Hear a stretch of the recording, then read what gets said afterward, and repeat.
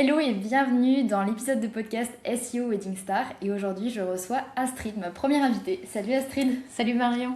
Bienvenue, ça me fait trop plaisir de te recevoir dans ce podcast. Merci à toi de me recevoir. Avec plaisir. Donc, est-ce que tu veux bien te présenter, s'il te plaît, Astrid, pour qu'on sache qui tu es? Bien sûr. Alors, je suis Astrid, j'ai bientôt 28 ans. Je suis wedding planner en Vendée, et puis un peu partout sur les pays de la Loire, du coup. Je me suis lancée fin 2025. Ok, donc c'est assez récent. Donc, très récent. Donc, 2026 sera ma première vraie saison, du coup. Et puis, voilà. Ok, très bien. Comment se sont passés tes débuts, du coup, en wedding planner? Ça va, plutôt agréablement surprise par les débuts. Ok. Parce que du coup, en arrivant fin 2025 sur le marché, entre guillemets, je m'attendais pas forcément à avoir des demandes pour 2026. Je me disais que c'était peut-être un petit peu short au niveau des délais. Je m'étais dit, bon, on va essayer déjà de miser, d'avoir quelques contrats sur 2027, puis après on verra. Et au final, j'ai quand même réussi à avoir des contrats en coordination jour J sur 2026. Ok. Et Super. après, des consoeurs qui ont fait appel à moi pour les assister sur des jours J. Ok, donc pour le moment, tu as combien de prestations là sur 2026? 2026, du coup, j'ai 2 prestations à moi en solo. Et après, avec les consoeurs, je dois en avoir 5. Ok, donc pas mal. Donc ouais, une bonne petite saison déjà pour bien démarrer. Super. Donc là, on est en mai. Est-ce que tu as déjà commencé à avoir des mariages ou ils vont arriver là sur... Je commence vendredi Ok. de cette semaine, du coup avec une autre wedding. Et après, moi, mon premier en solo, ça va être en juillet. Ok. Bon, J'en ai super. un en juillet, un en septembre. Donc, comme ça laisse le temps de bien les travailler l'un et l'autre. Donc c'est cool pour bien Excellent. commencer. Parfait. Ouais, ça te laisse le temps avant de te lancer dans le grand bain toute seule. C'est exactement ça. Bon, et puis en plus, je commence avec un petit mariage intimiste, avec un couple de super futurs mariés. Donc vraiment... Ça va être sympa. Ouais, en ça va Vendée être alors? sympa. Ouais, en Vendée, sur la côte. Ok, oh, sympa aussi. Et alors, comment est-ce que tu as trouvé tes premiers clients? Comment ça s'est passé?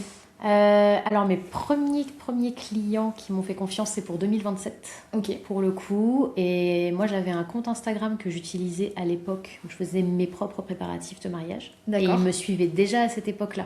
Waouh. Donc 2022-2023, tu vois. Et ça remonte? Ouais, ça remonte. Et là, mariage prévu 2027, donc ils m'ont envoyé un petit mail par la suite en me disant on adore ce que tu fais, on te suit, machin, depuis X années. Et du coup, ils m'ont fait confiance pour la coordination pour leur mariage de 2027. Donc eux, c'était vraiment mes premiers vrais clients, quoi. Ok, donc des fans de longue date. Ouais, on peut dire ça comme ça. Donc ils t'ont suivi et après ils ont vu que tu te lançais. C'est ça. Et du coup c'était naturel pour eux de faire appel à toi parce que... Ouais, vraiment trop touchant. Enfin, vraiment, Ah ouais. c'était hyper symbolique du coup. Oui. Comme J'imagine. ce que tu te dis, j'ai bien fait de continuer sur ma lancée, entre guillemets, mariage, on va dire. Après tes préparatifs. C'est ça, et vraiment c'était trop chouette. Et puis ils sont trop choupis, donc Ah, trop bien. nickel. Et les autres alors? Après, j'ai eu un contrat via mariage.net, Ok. un peu le classique. On en reparlera, je pense. Mais pas le truc qui marche le mieux, mais t'as quand même des demandes malgré tout. Mais après, j'ai pas encore le recul nécessaire pour dire si c'est rentable ou pas, mais voilà.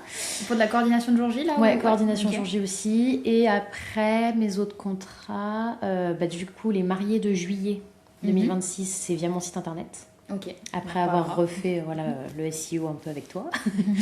Et le reste, c'est du Instagram / bouche à oreille où ils ont entendu parler de moi, ils m'ont suivi sur Insta et puis ils m'ont contacté par ce biais-là. Ok, donc assez large comme canaux d'acquisition. C'est ça. Bon, après, comme j'ai pas non plus 50 contrats automatiquement, tu peux Oui, pas il y en a un vraiment petit peu quantifier, on va dire, mais Il n'y en a pas un qui se démarque plus qu'un autre pour le moment. pour l'instant, c'est plus Instagram. Ok.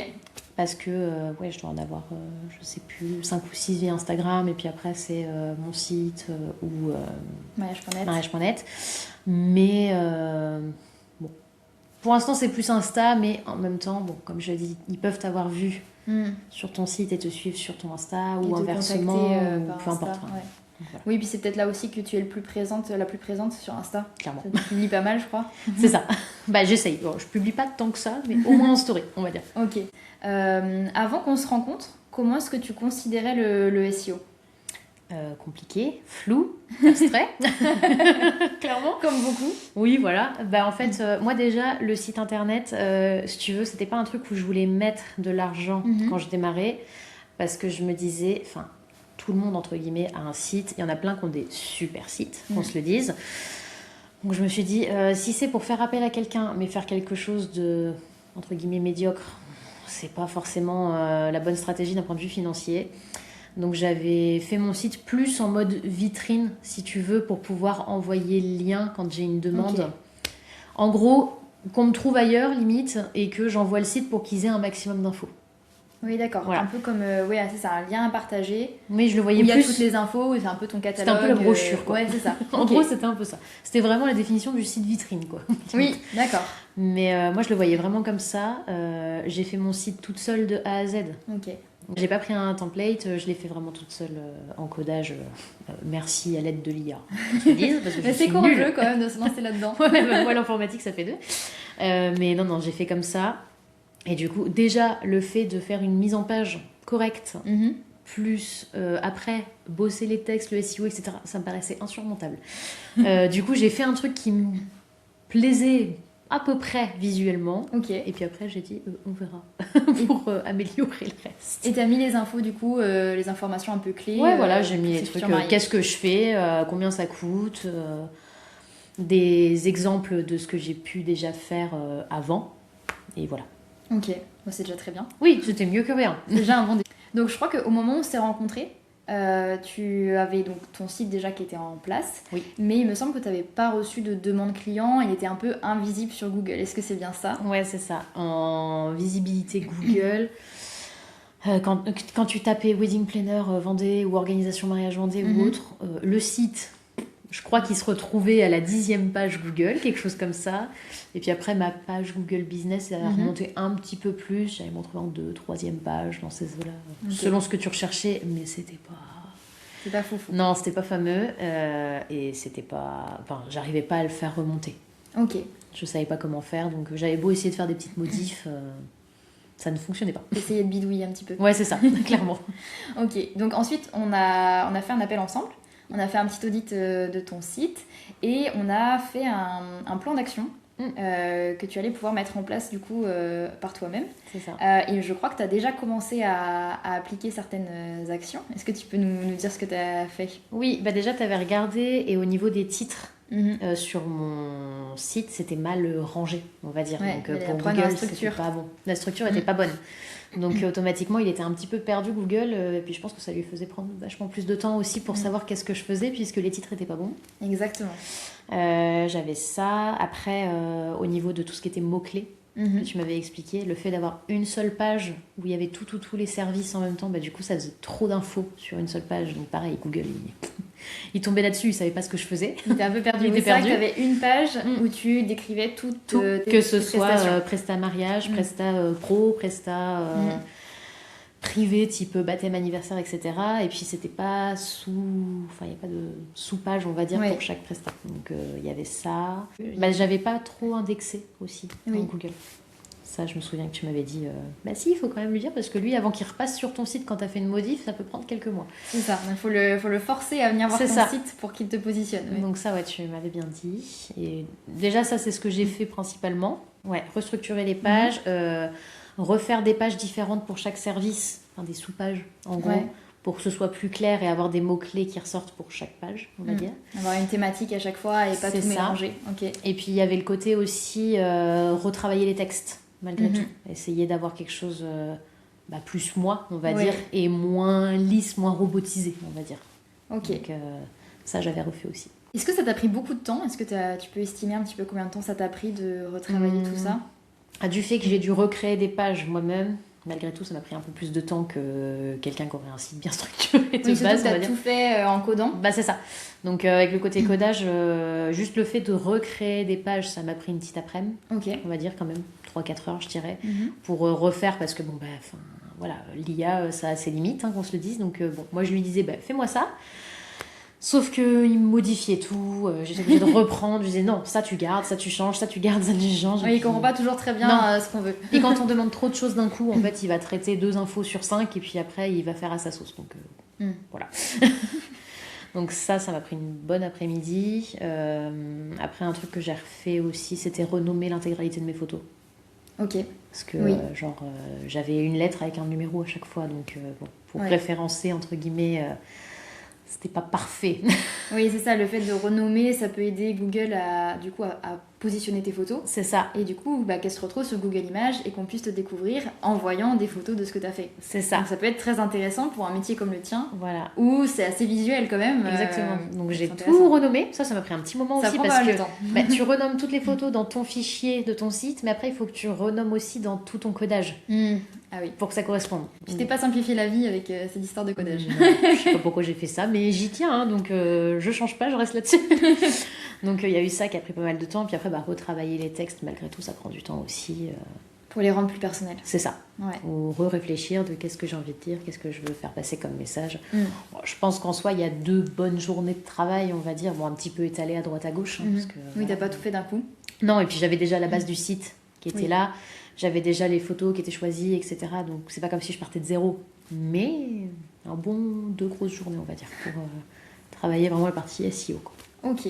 Est-ce que ça t'a fait peur de travailler tout ça quand t'as reçu le plan d'action du coup à mettre en place? Comment tu l'as vécu?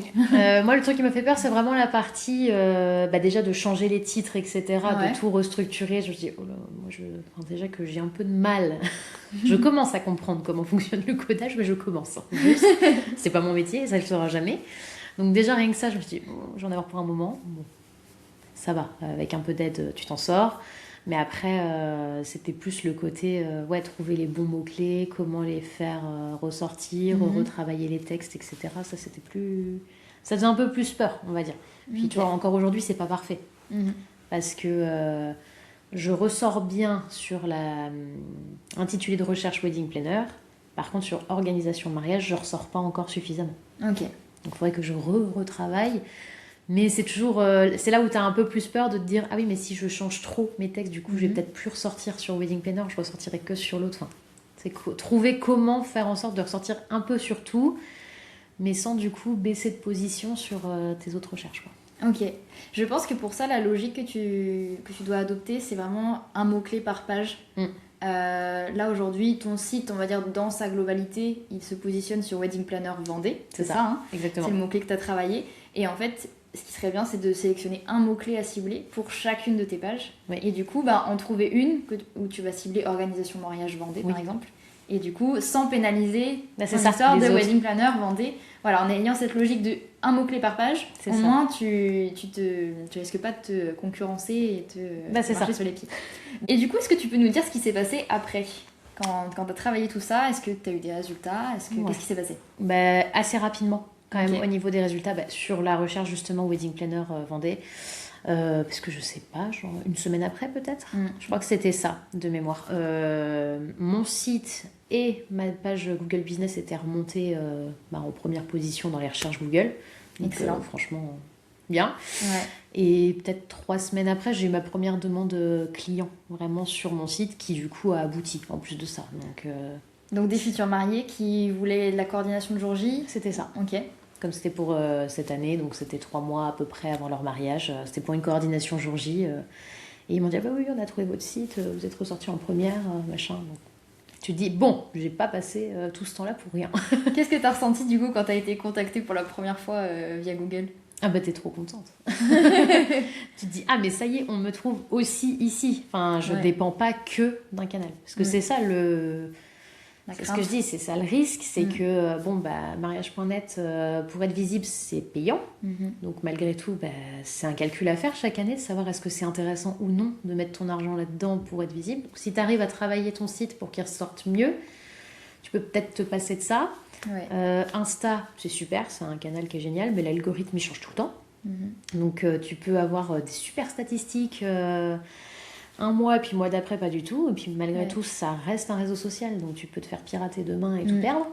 Donc je me disais, ok, au moins on trouve mon site, c'est bon, il faut que je continue de le travailler pour que ça devienne un canal d'acquisition quand même un peu plus fort et plus solide, qui dure dans le temps surtout. Mais ouais, c'est rassurant aussi, du coup, qu'on te trouve sur le site. Ouais, ça te permet de pas mettre tous tes œufs dans le même panier. C'est ça. Et du coup, de solidifier un peu ta stratégie. Exactement. C'est vraiment le côté... Voilà, moi, pendant un temps, je me posais la question de est-ce que je bosse à fond mon Insta parce que c'est là où les gens, malgré tout, me trouvent le plus facilement et où je suis le plus active parce que je connais un peu mieux. Ouais. Mais en même temps, voilà, ça reste un réseau social, donc demain, ça peut ne pas intéresser les gens au final, ce que je poste, parce que bon, ben voilà, ça correspond plus à ce qu'ils aiment. Je peux être cachée par l'algorithme parce que, bon, bah voilà, j'ai été une semaine en vacances et du coup, non, pas bien, il fallait poster. Donc on te montre plus à personne. Et pendant un mois, tu galères à poster tout le temps pour réussir à remonter un petit peu tes statistiques. Et malgré tout, selon les profils de personnes, il y en a qui vont pas du tout aller te chercher sur les réseaux. Oui.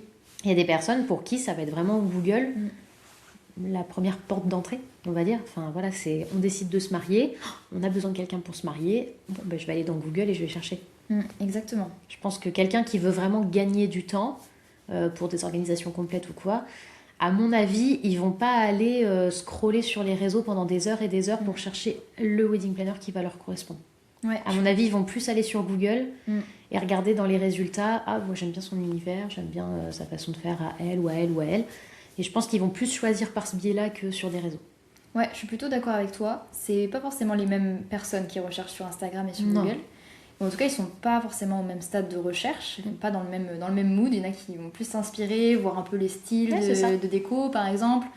Et sur Google, on veut des informations un peu plus concrètes. C'est ça. On s'attend par exemple à avoir des informations sur les détails dans la presta, etc. C'est ça, que sur Insta, oui, on peut faire des posts sur les prestations pour que les gens retrouvent un petit peu ce qu'ils souhaitent, mais en général, même un exemple tout bête, mais tu vas pas forcément avoir les tarifs sur Insta que tu pourrais retrouver sur le site du prestataire, même si tous les prestataires les mettent pas, mais tu peux avoir les tarifs qui peuvent intéresser certains clients. Il y a des clients qui, malgré tout, ils ont besoin du prix en premier, entre guillemets, même si oui, je trouve que pour l'univers du mariage, malgré tout, c'est le feeling qui joue beaucoup sur le choix du prestataire. Exactement. Ouais. Mais le tarif, on a un budget, on a une enveloppe, on peut pas non plus dépasser infiniment. Donc les informations sont pas les mêmes. C'est ça, c'est plus détaillé sur un site. C'est pour ça que je trouve que l'Instagram et le site web, c'est plutôt complémentaire. Oui. Il n'y en a pas un qu'il faut... Enfin, à mon sens, il n'y en a les pas un qu'il faut abandonner. Être travaillés, mais les deux sont intéressants à travailler, effectivement, pour les clients. Alors du coup, est-ce que tu penses que ce que tu as travaillé sur ton site, c'est à la portée de n'importe quel wedding planner ou pas ? Oui. Franchement, c'est faisable pour tout le monde. Enfin, c'est du temps à passer. Clairement, puis il faut comprendre malgré tout les petites choses parce que j'imagine que d'un site à un autre, il doit y avoir quand même un peu les erreurs types, on va dire, sur le SEO, assez souvent. qu'on retrouve sur un audit. Je pense que si tu fais 10 audits de sites de wedding planner, on a toutes à peu près les mêmes soucis de SEO, mais tu vas toujours avoir des petites nuances entre l'une et l'autre, mais c'est faisable, c'est juste qu'il faut y passer du temps. Et puis quand il y a quelqu'un qui t'accompagne et qui te met vraiment le doigt sur exactement qu'est-ce qu'il faut que tu changes à tel endroit, ça facilite quand même grandement la chose. Ça rassure. C'est sûr. Puis au moins tu sais. Ce que je veux dire, j'ai beau copier-coller ma page de codage dans une IA et dire optimise-moi. Ok, peut-être qu'il va m'optimiser un petit peu les textes, mais bien souvent il fait pas gaffe aux structures, etc. Et en fait, il faut trop cibler, il faut vraiment dire exactement qu'est-ce qu'on veut, mais si on sait pas ce qu'on veut, lui, il faut pas... L'IA, ça limite, quoi, encore une fois. Sur la partie stratégie... c'est ça, en fait, ils vont te faire un truc propre visuellement, ça va marcher, ton site, il va s'ouvrir, les gens vont avoir les infos, c'est pas un problème, mais par contre, il n'y aura pas le côté optimisé vraiment pour que le client trouve les infos facilement via le moteur de recherche, quoi. Donc, c'est à la portée de tout le monde, du coup. Mais avec ce besoin d'être un petit peu accompagné, d'être guidé sur la stratégie en tout cas. C'est ça. Pour pouvoir mettre en place les bonnes choses. Puis il faut comprendre ce que c'est exactement le SEO aussi. Enfin, quand j'ai lancé mon site, on m'a dit SEO, SI quoi Je savais pas ce que c'était. Non, pas du tout. Parce que j'y connais rien, c'est pas mon domaine de base. Donc, normal. J'en ai aucune idée, je savais pas ce que c'était. Donc tu peux pas travailler un truc si tu sais même pas que ça existe. Oui. En fait, j'aurais pu me dire, je vais faire de la pub Google, parce que tu sais, tu peux payer dans Google pour faire de la pub, mais pourquoi faire ? Si mon site, il est pas optimisé, au pire, peut-être qu'ils vont le remonter parce que j'ai payé pendant un mois, et puis après, il va retomber tout au fond, en dixième fond des recherches, voilà, où personne ne va jamais à la 10e page Google, on sait même pas qu'elle existe. Non, on n'a pas la patience d'aller jusqu'à là. Non, clairement pas, on n'a pas le temps. Est-ce qu'il y a des choses que tu as encore envie d'améliorer du coup sur ton site? Bah, du coup, le côté être visible sur d'autres mots-clés que wedding planner. Parce que bah, tout le monde ne va pas taper wedding planner. Tu vois, selon les générations ou quoi. Je le vois dans mon entourage, des fois, quand on me demande « Ah bah tu fais quoi? Je suis wedding planner. » Il y en a, ils me regardent. Ils savent pas ce que c'est. Ouais, c'est ça. Quoi? Wedding quoi? J'organise des mariages. Ah, d'accord. Et là, voilà. Ça passe mieux pour ça. C'est ça, exactement. Et bah, c'est ça, c'est que du coup, moi, mon mot-clé que j'ai bien travaillé est en anglais, du coup. Donc, il faudrait que je retravaille d'autres mots-clés pour être plus visible. C'est ça, et avoir plus de demandes sur le site. Ok, ça marche. C'est ce que je m'étais noté, le fait d'avoir un mot-clé par page et du coup d'optimiser pour en fait augmenter le nombre de portes d'entrée. Oui, vers toi, en fait, c'est ça, hein. C'est comme ça que ça marche le SEO et c'est comme ça qu'il faut voir chaque page. Oui. Chaque page de ton site, en fait, est une porte d'entrée vers tes prestations. Il y a 2 autres choses que je pense que tu pourrais travailler aussi sur ton site. Ouais. C'est les preuves sociales. En fait, au niveau de la conversion, pour que les personnes elles aient encore plus envie de faire appel à toi, c'est de partager du coup des retours d'expérience. Mes avis. Voilà, des avis, des récits de tes mariages. Alors je sais que du coup c'est récent pour toi, mais là c'est des vieux mariages entre guillemets, mais oui. Mais maintenant que la saison va commencer, je pense que petit à petit tu vas avoir des avis clients, de mariés hyper satisfaits de ton travail, et du coup ça va être hyper intéressant pour toi de partager ça pour donner encore plus envie de faire appel à toi. Carrément. Les futurs mariés et les clients de manière générale ont besoin d'être rassurés. Et du coup, ça peut vraiment t'aider à avoir encore plus de demandes. Bah, c'est vrai qu'à chaque fois, on pense aux avis Google. Oui. Mais c'est vrai que certains vont pas forcément passer par notre page Google Business pour accéder à notre site web. Donc, du coup, ils n'ont pas vu les avis. Donc, il faudrait remettre les avis. C'est vrai, il faut que je fasse une petite section. Et autre chose, du coup, encore dans cette optique d'augmenter le nombre de portes d'entrée, c'est d'avoir un blog. Ça marche hyper bien. Ça sera une fois que tu auras travaillé toutes tes pages fixes, une fois que tu auras déjà travaillé ces pages avec des mots-clés. Dans un second temps, le blog, c'est vraiment la meilleure stratégie pour les wedding planners et pour les pros du mariage de manière générale. Donc ça peut vraiment être encore un coup de boost. C'est vrai. Puis tu peux traiter encore plein de sujets et malgré tout, voilà, quand on travaille un post sur Insta, rien ne nous empêche de le retravailler en version blog, etc. Mais ça prend du temps. Oui, mais comme tu dis, du coup, c'est pas forcément doubler le temps parce qu'au final, le sujet, tu le traites. Des fois, c'est parfois plus dur de le traiter en un temps réduit tout petit, sur Insta avec 10 slides ou en 1 minute de réel. Et en fait, là, t'es moins bridé, quoi. Tu peux t'étaler sur le sujet et dire ce que t'as à dire. Donc, des fois, c'est plus simple. Il faut que je fasse ça. Mais voilà, dans un second temps, moi, je te conseille de mettre en place le blog parce que je suis sûre que ça peut t'aider à attirer des gens qui ne recherchent pas forcément wedding planner, qui peut-être... qui cherchent peu importe quoi en lien avec le mariage. Et puis, en fait, tu parles d'une prestation, de quelque chose, ou d'un univers, d'une ambiance, d'un thème, et hop, c'est ça, va les faire rentrer sur ton site. Ou qui cherchent des idées pour organiser leur mariage eux-mêmes et au final qui se rendent compte qu'ils ont besoin peut-être d'une coordinatrice de jour J. Oui, ça peut être pas mal. Mais il y en a beaucoup qui savent même pas que ça existe comme prestation. Non mais c'est vrai. Et ça peut permettre en fait de se faire connaître auprès de personnes qui savent pas quel est ton métier. T'as raison parce qu'au final quand tu dis wedding planner, il y a des clients qui le disent des fois quand tu échanges avec eux sur Insta ou quoi au début et qui te disent bah oui mais moi j'ai déjà choisi tous mes prestataires. Donc maintenant, je me débrouille, quoi. Je suis obligée de faire tout seul. C'est là qu'on leur explique, non. Là, t'as fait une grosse partie du boulot, je suis d'accord, mais il reste, là, t'as fait 30%. C'est tout. Non, mais c'est un peu ça. Hein. Ouais. T'as fait le choix des prestats, donc c'est top. Au moins, ton équipe, elle est faite. Mais après, il te reste tous les petits détails, il te reste toute la journée. Reprendre contact avec tout le monde, gérer les plannings, les timings, tout ça. Et puis, c'est ça qu'ici, ah oui, non, mais tout ça, oui, effectivement. C'est ça qui me fait peur. C'est cette partie-là. C'est pas forcément celle de choisir les prestats. Oui, à la rigueur, c'est le côté un peu le plus sympa. Clairement, parce que c'est là où, surtout, style, les prestataires un peu photos, vidéos, tout ça, c'est tout de suite hyper intéressant. Choisir le lieu, c'est quand même au coup de cœur, malgré tout, aussi que ça se joue. Et puis c'est après, quand on affine au fur et à mesure, où des fois, ici, oh là là, je me sens un petit peu... La partie un peu plus pratico-pratique. C'est ça, un petit peu sous l'eau de tout ce qui reste à faire, de toutes les checklists, toutes les to-do lists que j'ai de partout, et j'ai pas le temps, je sais pas comment faire, et c'est là où on arrive. Et c'est ça, moi, c'est ce que j'adore à chaque fois dans les rendez-vous, même ne serait-ce que le rendez-vous découverte. C'est vraiment genre, ils me contactent, on voit ensemble ce qu'ils ont besoin. Moi, ce que j'aime bien, c'est qu'à la fin, ils disent ah, mais je me sens beaucoup moins stressée là d'un coup. Bon, ben voilà. Déjà, t'as tout gagné. C'est ça. Déjà, j'ai fait la plupart de mon job. Ouais. Bah, d'ailleurs, si jamais il y a des futurs mariés qui nous écoutent ou d'autres pros du mariage qui aimeraient collaborer avec toi, où est-ce qu'on peut te retrouver, où est-ce qu'ils peuvent te contacter? Du coup, moi, mon entreprise, elle s'appelle Atelier Evoé. Donc on me trouve sur Insta sous ce nom-là, sur Google sous ce nom-là. Okay. Bon, du coup, je mettrai les liens en description si vous voulez pouvoir contacter Astrid.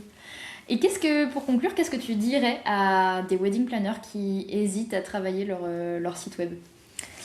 Je leur dirais de le faire parce que ça peut que apporter du bonus. Enfin, au pire des cas, ils ou elles auront perdu un peu de temps. Mais bon, c'est jamais de la perte de temps parce que moi je le vois, même s'il n'y a pas forcément... J'ai pas encore assez travaillé pour avoir beaucoup de demandes mariées sur ce canal-là. Mais j'ai malgré tout les prestataires qui me trouvent. Ah oui, okay. Via mon site. Donc ça t'ouvre aussi des portes ça m'ouvre aussi des portes de collaboration avec des bons prestataires que j'aurais pas forcément connus sans ça, qui m'envoient un mail en disant bon, voilà, moi je fais ça comme travail, etc. Bon, des fois t'en reçois un peu trop de mails là-dessus, mais c'est toujours intéressant de découvrir des nouvelles choses, découvrir des prestats qui bossent bien et que t'aurais pas forcément connu si eux ils t'avaient pas contacté. Donc au moins pour ça peut être intéressant. Et puis aujourd'hui les gens, ils sont partout. Et malgré tout, ils réfléchissent beaucoup avant de signer un contrat, à mon avis. Donc, c'est bien d'être visible un peu partout.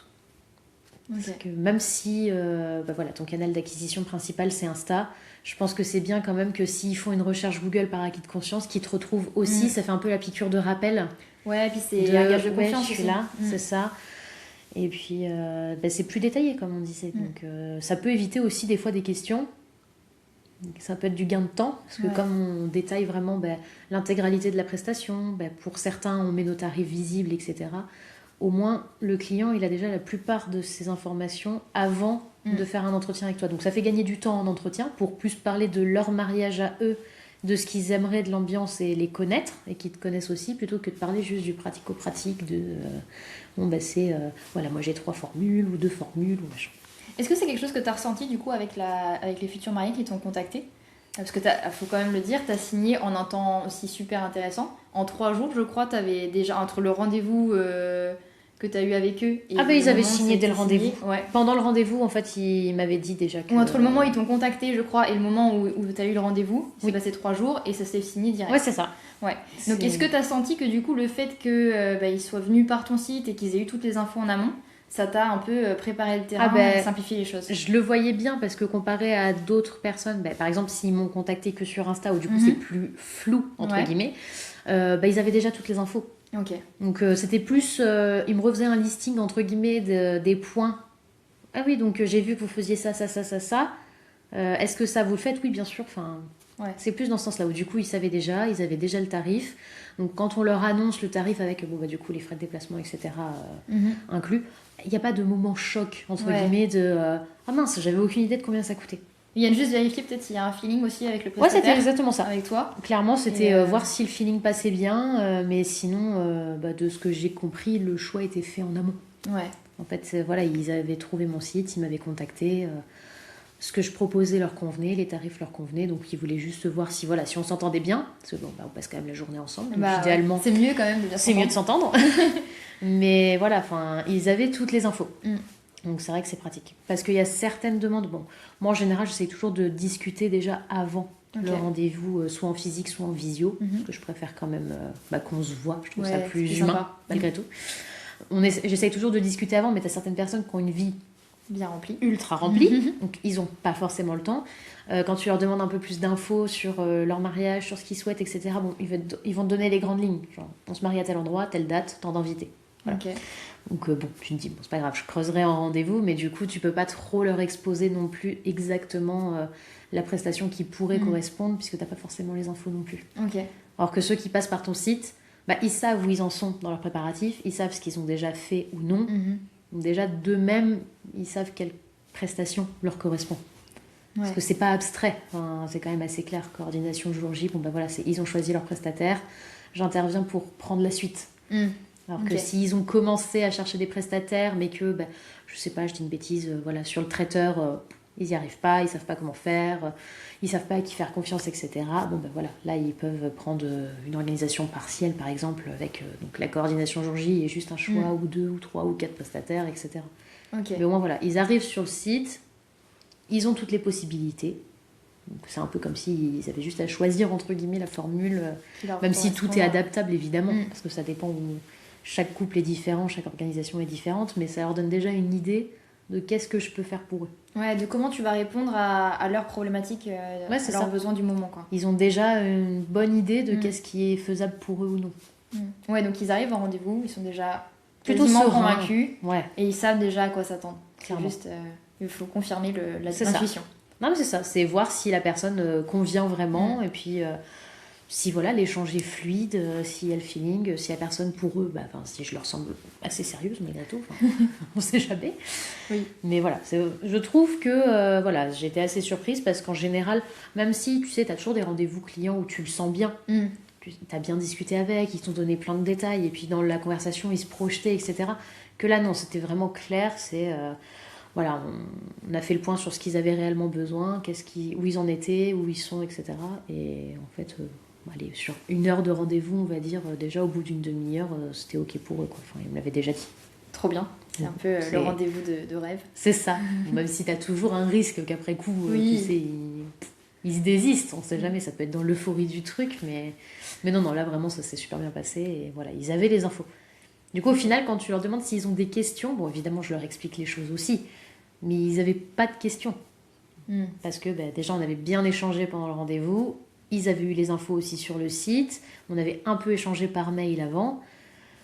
Ouais, ton site avait déjà répondu aux objections, aux questions qu'ils pouvaient avoir. Ouais, c'était tout à fait ça. Et t'as vraiment gagné du temps, du coup. Même pour eux. Ah bah oui, parce qu'en fait... tu leur as fait gagner du temps. C'est ça, en fait, c'était un rendez-vous découverte. Mais je prends toujours beaucoup de temps, malgré tout, sur un rendez-vous découverte, parce que pour moi, c'est hyper important de connaître les mariés et de connaître leur mariage. Enfin, moi j'ai envie de sortir du rendez-vous découverte et que s'ils signent avec moi par la suite, j'ai déjà une idée assez précise de tout ce que je vais faire pour leur mariage. J'ai pas envie de perdre du temps à les faire répéter des trucs, etc. Donc ça, tu vois, c'est vraiment un truc que j'aime bien faire. Bon, pipelette aussi au passage, ça aide pas. Mais en général, j'ai toujours au moins 45 minutes, 1 heure de rendez-vous découverte. Okay. Alors que là, en fait, comme toute la partie prestation, ils avaient déjà toutes les billes de leur côté, en fait on a pu déjà enchaîner sur le mariage et l'orga et qu'est-ce qu'on fait à quel moment, et puis là on se fixe un rendez-vous, enfin tu vois, pendant le rendez-vous découverte on avait déjà fixé la visite technique du lieu. Ouais, c'est fou, un truc complètement improbable, en tout cas pour moi ça m'est jamais arrivé, après voilà, à mon échelle, parce que malgré tout je suis un bébé dans l'industrie du mariage, on va dire. Mais non, ça m'était jamais arrivé de fixer la visite technique pendant le rendez-vous découverte, quoi. Oui, normalement, c'est pas le but. En théorie, voilà, c'est tu découvres le truc, et puis après, une fois que tu as signé, tu refais un point, et puis après, on fait. Mais là, non, c'était vraiment direct. Trop bien. Donc, ouais, c'était vraiment chouette. Bah écoute, merci beaucoup Astrid d'avoir accepté de participer à cet épisode, de partager ton retour d'expérience. Avec plaisir. Tant avec ton expérience de wedding planner, ta jeune expérience de wedding planner. Exactement. Mais aussi avec ton expérience du coup avec le SEO. Ça m'a fait très plaisir de te recevoir. Un grand merci à toi pour l'invitation et puis pour m'avoir aidé quand même. Avec plaisir. Pas qu'un petit peu côté SEO, donc vraiment un plaisir d'être là avec toi. Et puis j'ai hâte de voir du coup la suite de ce que tu vas mettre en place sur ton site. Et j'ai hâte de voir le blog aussi. Oui, quelques heures de travail en perspective. Non, merci encore Astrid. On se retrouve du coup la semaine prochaine pour un nouvel épisode de SEO Wedding Star. À plus tard.